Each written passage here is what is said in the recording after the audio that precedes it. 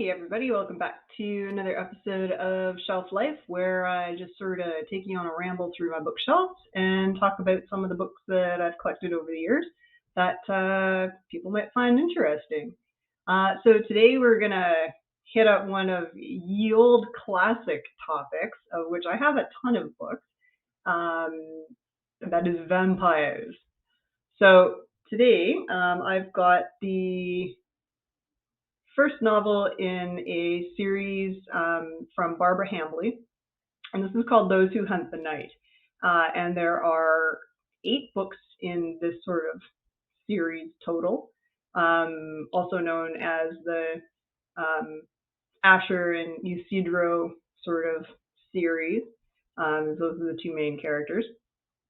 So essentially the gist for this book is that it takes place in probably late Victorian, I would say, times. And James Asher, the gentleman on the frontier with such a shocked look on his face into the coffin, has kind of been not exactly hired, coerced into helping London's underground vampires deal with a serial killer who has been stalking them and opening their coffins to daylight.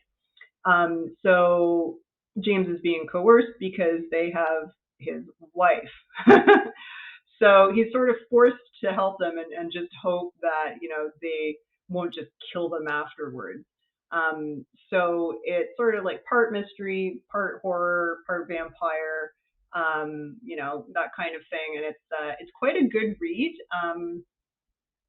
because like the relationship that develops between Asher and specifically Don Isidro, who is the oldest vampire there. He's a Spaniard living in London. And it just sort of comes through all of these things because James actually sort of develops this kind of respect and admiration in a weird way. And,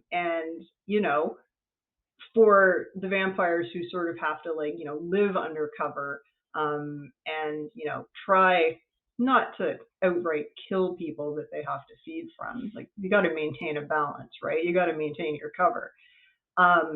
But through sort of working together, and he as their kind of daylight, man out and about, hunting for clues and the killer and stuff like this in places that they can't go, they sort of end up having like a mutual dependence on one another. James for like the life of his wife, and the vampires for, finding out who's been offing them, because there really aren't very many there. So they want to, sort of preserve their numbers kind of thing. So it's a little kind of bit of a Sherlockian mystery going on there too. And like, I'm all about Sherlock Holmes. So Victoriana, vampires, murder, espionage, serial killers.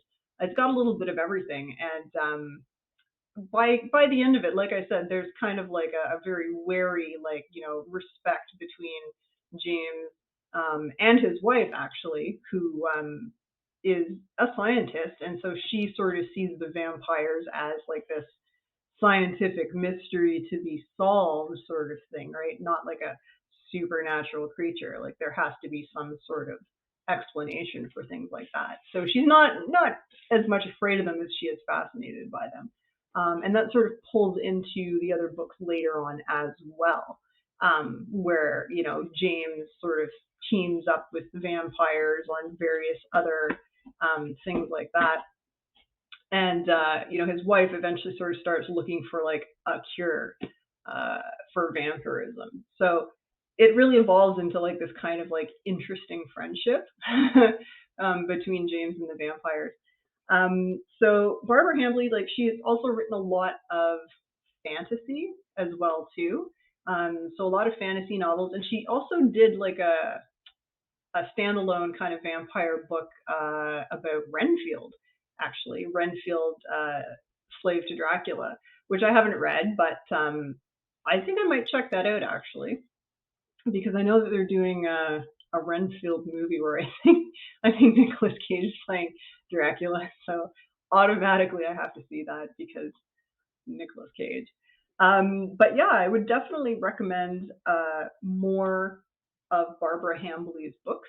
I haven't read all 8 of the series though. I sort of fell off that wagon a little while ago because her books are hard to find. I don't They might have been reissued because the ones on her website have new covers. So if they've been reissued because they were probably out of print for a while, I should hunt those down and find them. But they're all equally well written, excellent mysteries, good rapport like between the characters. Of course, like set in Victorian times, but then they also bring in that scientific angle as well too, right? Like so, it's very not supernatural. Like vampires are like not, you know, paranormal, mythological, creatures with like superpowers and whatever. So it's all sort of looked at as like very factual and like, there has to be explanations for these things and stuff like that. So it really kind of brings it down to like a scientific evolutionary level. And that's really interesting as well too. So yeah, Barbara Hambly, Those Who Hunt the Night. Uh, Pick up this one or maybe the series. I think the next one is called Traveling with the Dead, where Isidro has to go on some sort of like journey, but of course he can't do it by himself because he's like incapable of doing anything in the daylight. So he ropes in James Asher to go along with him and sort of like, be his not chaperone, but maybe like protection during the daytime. So yeah, these are quite good books. If you can find them, I highly recommend Barbara Hambly's stuff, just because it's a nice like little different direction for like a vampire novel.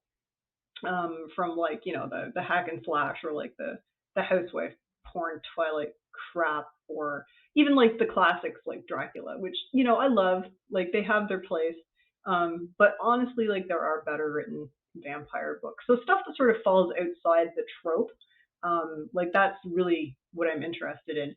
And actually, one of the books that I was going to do for you today is Sherlock Holmes versus Dracula, um, which like just combines my 2 favorite things ever. Maybe I'll do that. Maybe I won't. If you want me to do Sherlock Holmes versus Dracula, let me know in the comments, and like I'll dig it out. It's not an old book, um, but it's a good one. So yeah, let me know in the comments if you want more vampire novels, because like man, do I have vampire novels that aren't just Dracula things. Although I have a lot of those too. Let me know.